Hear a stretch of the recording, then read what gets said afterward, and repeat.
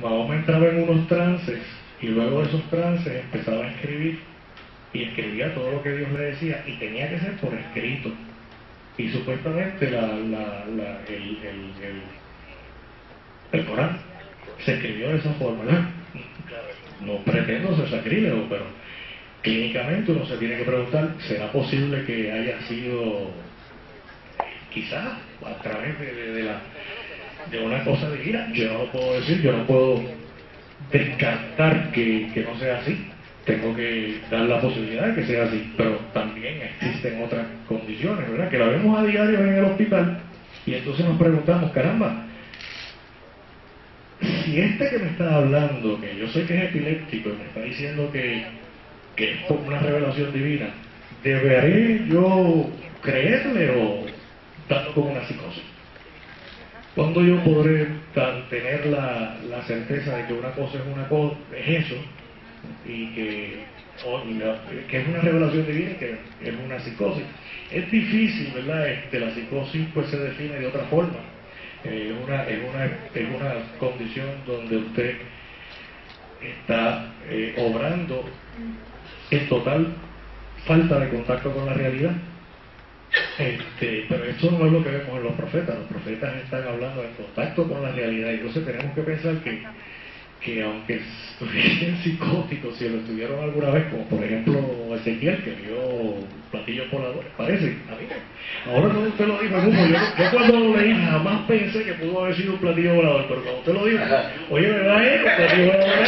Parece, ¿verdad? Es un platillo volador. De hecho, me lució curioso que si alguien tratara de pintar, llevar a plasmar en una obra de arte esa visión sería, no creo que haya en el arte, una obra como esa, sería interesante ver cómo se podría interpretar por un artista.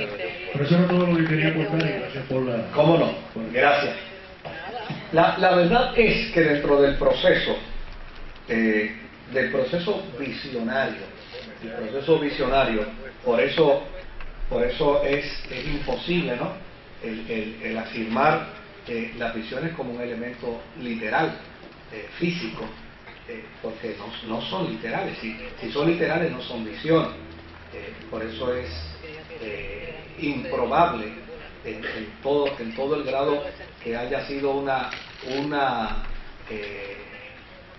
una exhibición extraterrestre lo que experimentó Ezequiel, porque realmente son visiones. Ahora, sí me hace pensar y me hace reafirmar el hecho de que la experiencia profética en estos hombres nunca en el contexto de Israel iba a ser interpretada como una experiencia de pérdida de juicio. Si la hubieran interpretado así, hubieran salido mejor,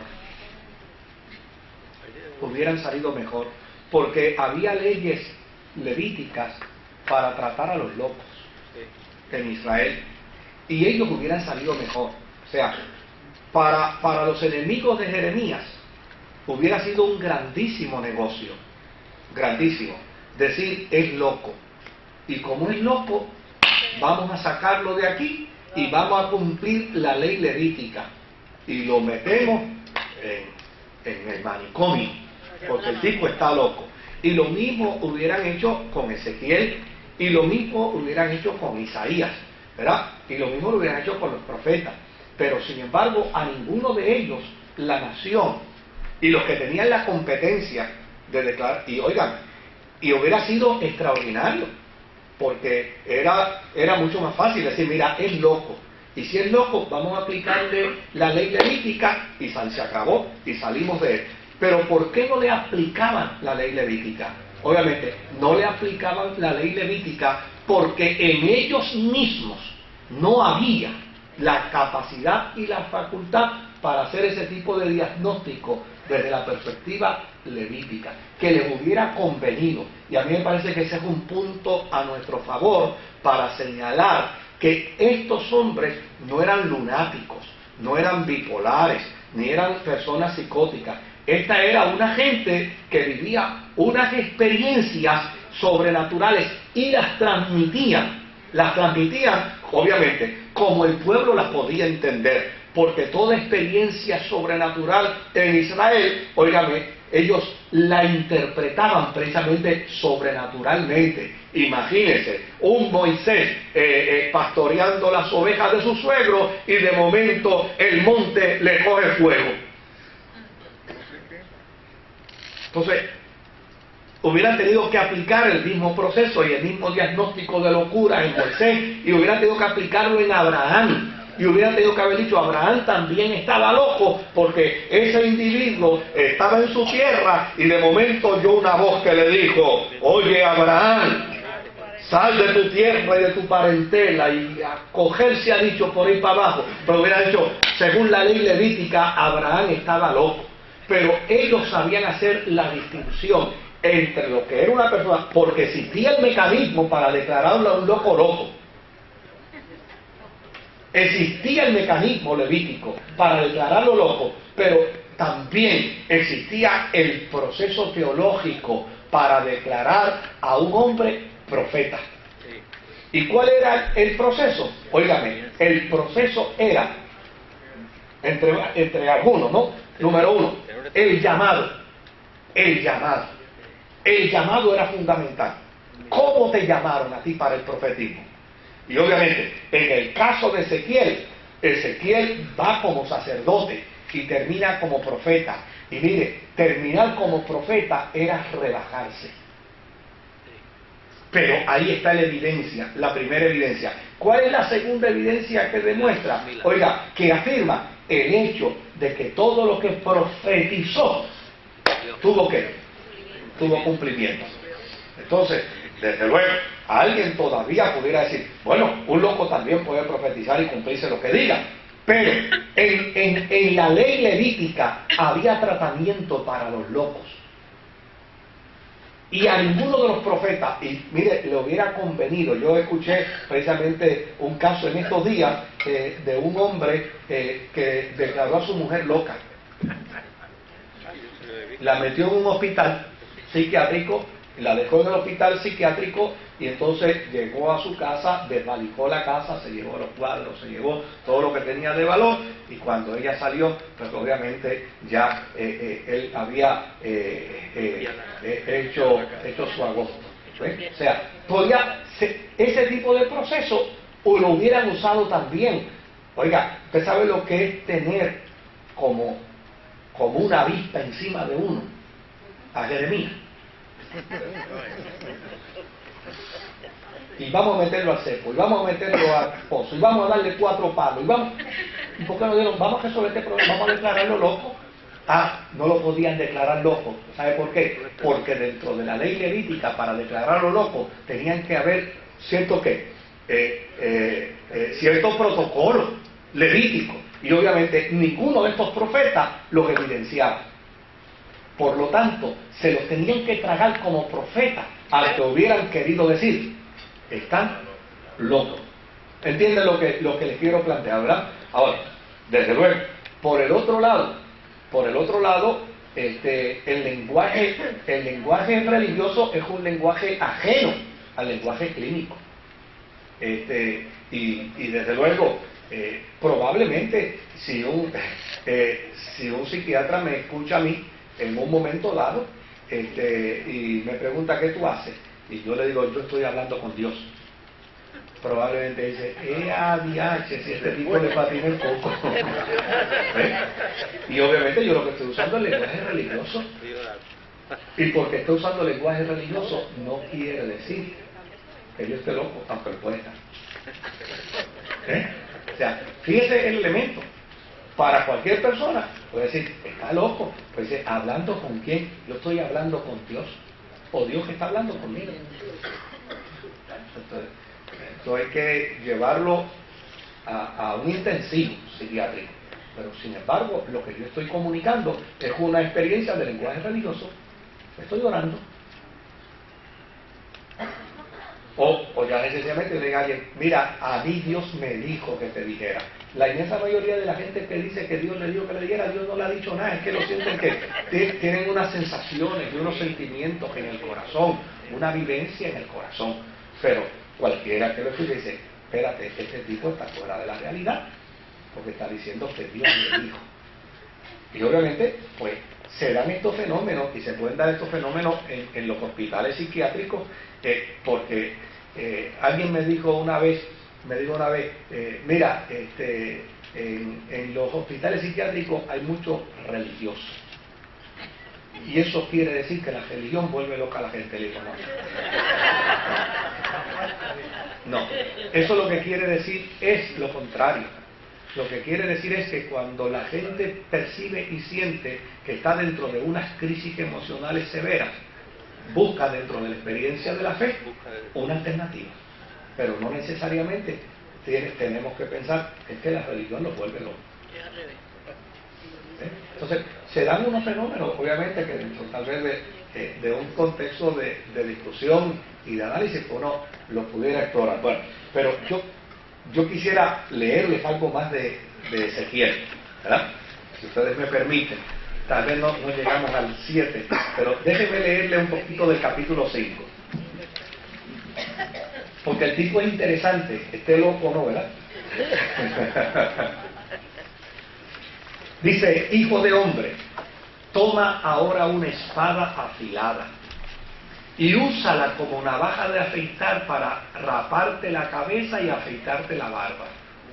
Toma luego una balanza y divide tu cabello cortado. Cuando se cumplan los días del sitio, quemarás en medio de la ciudad una tercera parte del cabello. Otra tercera parte la cortarás con la espada alrededor de la ciudad, y la parte restante la esparcirás al viento. Yo, por mi parte, desenvainaré la espada y perseguiré a sus habitantes. Toma algunos de los cabellos y átalos al borde de tu manto. Luego toma otros pocos y arrójalos en el fuego para que se quemen. Desde allí se extenderá el fuego sobre todo el pueblo de Israel. Así dice el Señor Omnipotente. Esta es la ciudad de Jerusalén. Yo la coloqué en medio de las naciones y de los territorios a su alrededor, pero ella se rebeló contra mis leyes y decretos, con una perversidad mayor a la de las naciones y territorios vecinos. En otras palabras, rechazó por completo mis leyes y decretos. Por eso yo, el Señor Omnipotente, declaro, ustedes han sido más rebeldes que las naciones a su alrededor. No han seguido mis decretos ni obedecido mis leyes, y ni siquiera se han sujetado a las costumbres de esas naciones. Por lo tanto, yo, el Señor Omnipotente, declaro, estoy contra ti, Jerusalén, y te voy a castigar a la vista de todas las naciones. Por causa de tus ídolos repugnantes, haré contigo lo que jamás he hecho ni volveré a hacer. Entre ustedes habrá padres que se comerán a sus hijos y también hijos que se comerán a sus padres. Yo los castigaré y a quien sobreviva los dispersaré por los cuatro vientos. Oiga, esto es un planteamiento irónico, de burla, ¿sabe? En el orden profético, porque ya eso lo hacían ellos, ¿saben qué? En los actos religiosos paganos. Porque ustedes matan niños para sacrificarlo a los dioses paganos. Pues yo lo voy a hacer también, que lo sigan haciendo. Dice, por esta razón yo, el Señor Omnipotente, juro por mí mismo, como ustedes han profanado mi santuario con sus ídolos repugnantes y con prácticas detestables, yo los destruiré sin misericordia y sin piedad. Una tercera parte de tu pueblo morirá en tus calles por la peste y por el hambre. Otra tercera parte caerá a filo de espada en tus alrededores. Y a la tercera parte restante la dispersaré por los cuatro vientos. Yo desenvainaré la espada y perseguiré a la gente. Entonces se apaciguará mi ira. Mi enojo contra ellos será saciado y me daré por satisfecho. Y cuando en mi celo haya desahogado mi enojo contra ellos, sabrán que yo, el Señor, lo he dicho. Yo te convertiré en un montón de ruinas. Te haré objeto de burla de todas las naciones que te rodean. Todos los que pasen junto a ti lo verán. Cuando yo te castigue con indignación, enojo y durísimos reproches, serás objeto de burla y de oprobio, y motivo de advertencia y escarmiento para las naciones que te rodean. Yo, el Señor, lo he dicho. Yo te haré blanco del hambre, esa mortífera flecha que todo lo destruye. Dispararé a matar, pues traeré sobre ti hambre y escasez de provisiones. Por si fuera poco, lanzaré contra ti animales salvajes que te dejarán sin hijos. Te verás abrumado por las plagas y por el derramamiento de sangre, pues haré que caigas a filo de espada.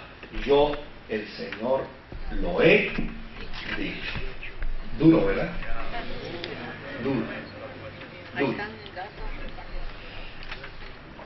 Lo que le está diciendo es: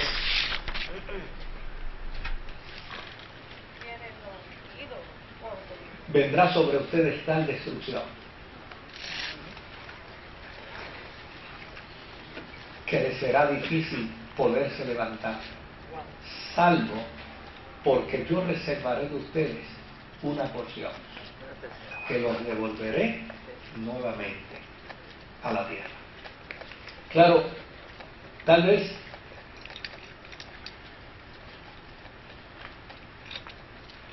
lo gráfico de todo esto es el resultado de la fórmula como la que el profeta presenta el oráculo, ¿verdad? Otro profeta se hubiera limitado a decir: vendrá destrucción sobre ustedes, quizás se acabó.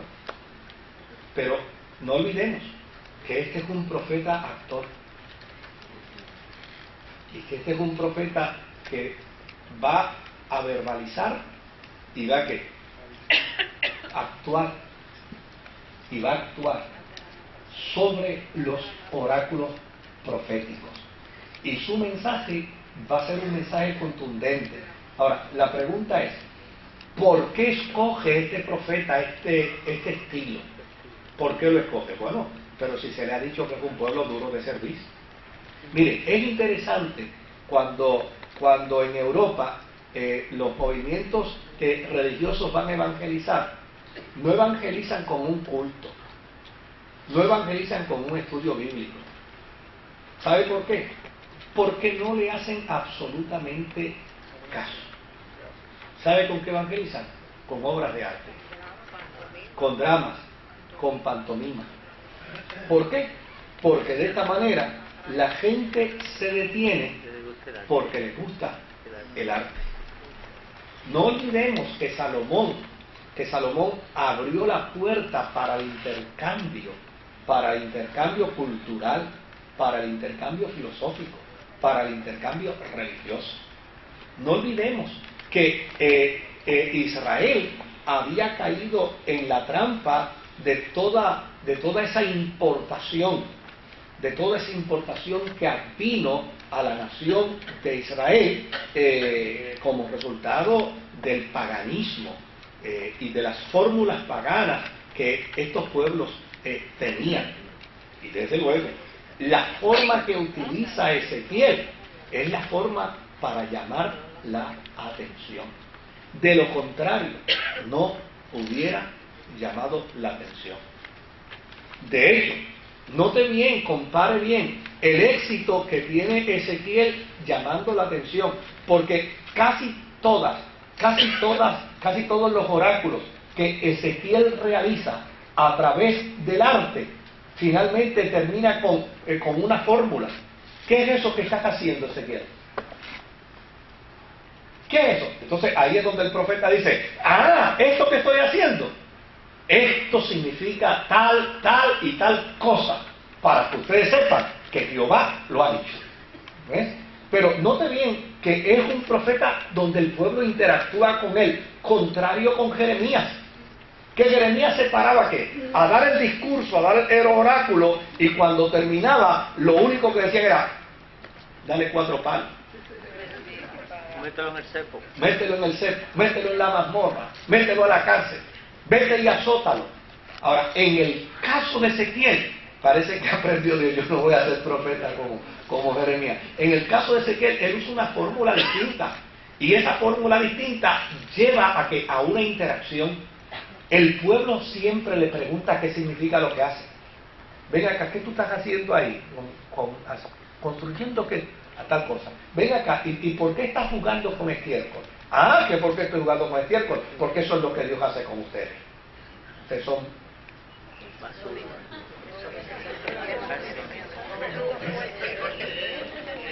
Era la forma. Y lo que es interesante era que con esto probaba que sí, en efecto, el pueblo era terco, pero él salvaba su responsabilidad porque ya Dios se lo había dicho. Si tú no logras que ellos escuchen, yo te hago responsable a ti. Óigame, si es así, hasta vestido de payaso tiene que dar el oráculo. Porque ya necesariamente está emplazado por Dios. Tienes que hacer que ellos escuchen. Bueno, ibas a plantear algo. Sí, luego Betty. Israel ha sido tan rebelde. Ajá. Que Que no se escucha. cuidado con el Israel ha sido tan rebelde todo el curso de la Biblia que cuando yo llego a Corintios y leo que dice Dios escogió lo insensato del mundo para avergonzar los sabios, es Corintios 1, versículo 27. Escogió lo insensato del mundo para avergonzar a los sabios y escogió lo débil del mundo para avergonzar a los poderosos. También escogió Dios lo más bajo y despreciado, y lo que no es nada para anular lo que es, a fin de que en su presencia nadie pueda jactarse. Me pregunto si, porque todos somos obra de Dios, ¿verdad? El principio de la humanidad y pregunto por qué a Israel solo. ¿Será que Israel era rebelde porque quizás era lo más difícil de bregar? Y entonces Dios tuvo consideraciones cuando llegó Cristo para los gentiles, porque escogió a Israel por esa precisa razón. Hay una expresión del profeta Ezequiel, que yo creo que contesta tu pregunta. Me parece que está en el capítulo 7, no recuerdo el verso, pero la expresión dice más o menos así: ustedes convirtieron la gloria de su ornato, es decir, ustedes convirtieron la gloria de su templo como un acto de soberbia. Y de la soberbia, entonces pasaron a ser imágenes de ídolos abominables.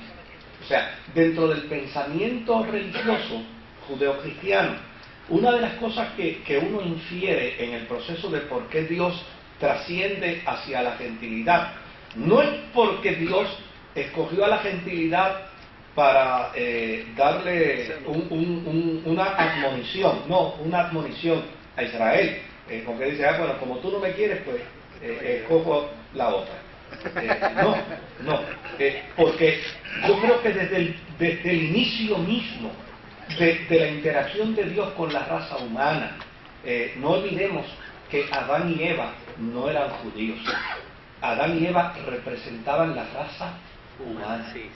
Y desde el inicio mismo de la raza humana, la intención de Dios era trabajar con la raza humana completa. Con la raza humana completa. Desde luego, Israel es formado por Dios con el mismo propósito. Fíjate que Dios le dice a Abraham, en ti serán benditas que todas, no se excluía ninguna. Lo que pasa es que la soberbia de Israel siempre lo llevó a pensar que la bendición era de ellos. Dios de Abraham, Dios de Isaac y Dios de Jacob. Dios de nosotros, no es de más nadie. Entonces esa soberbia es lo que lo lleva continuamente a desacertar al propósito divino. A tal punto que Pablo entonces escribe y dice, mira, Dios tuvo que escoger lo vil. Claro, plantea el concepto de lo vil, porque obviamente está censurando también a la gentilidad para que no caiga en la misma trampa. Porque muchas veces a nosotros los cristianos se nos olvida de dónde Dios nos sacó y nos creemos la última Coca-Cola en el desierto.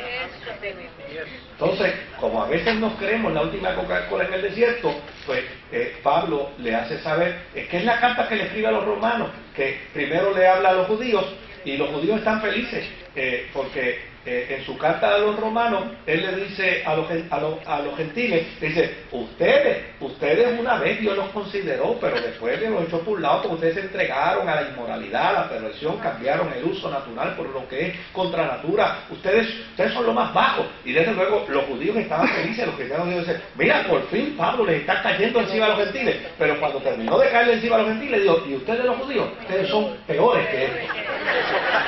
Jama. ¿Eh? Eso, ustedes son las jamas del árbol. Por eso. Y si destruye el árbol, las jamas las puedo cortar también. Porque la intención es precisamente evitar que la gentilidad caiga en la misma trampa de Israel. Y desgraciadamente hay muchos cristianos que han caído en la misma trampa, que se creen la última Coca-Cola en el desierto. La verdad está por Y no hay razón para caer en esa trampa, porque a fin de cuentas Dios es el Dios que da gracia a los humildes. Amén. Y resiste a los soberbios. Sí, Bueno, Becky, contigo. Sí, Dame un segundito, sí. Dame un segundito, que tú habías levantado la mano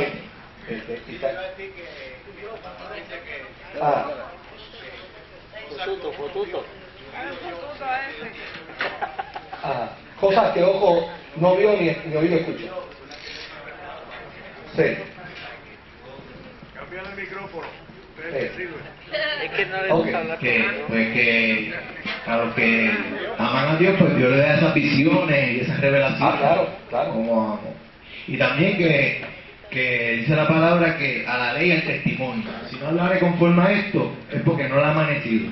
O sea, que se conocía que los profetas eran de Dios o no eran de Dios por las cosas que eran sensatas también. Por lo que planteaban. Indistintamente, iban a la ley, iban al testimonio, tú sabes. Indistintamente como lo plantearon. Es muy cierto. Becky. Es que a veces las circunstancias particulares nos ayudan a entender lo que está pasando.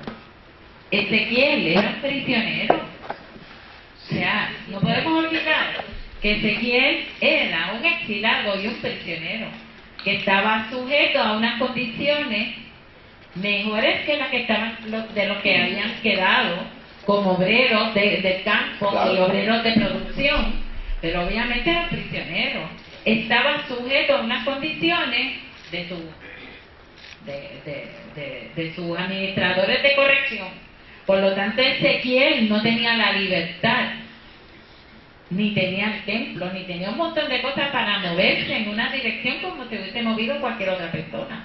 Por lo tanto, cuando Ezequiel transmite el mensaje distinto a Jeremías, porque Jeremías lo tiene a todos ahí, le está hablando a los políticos, le está hablando a los sacerdotes, pero le está hablando de frente.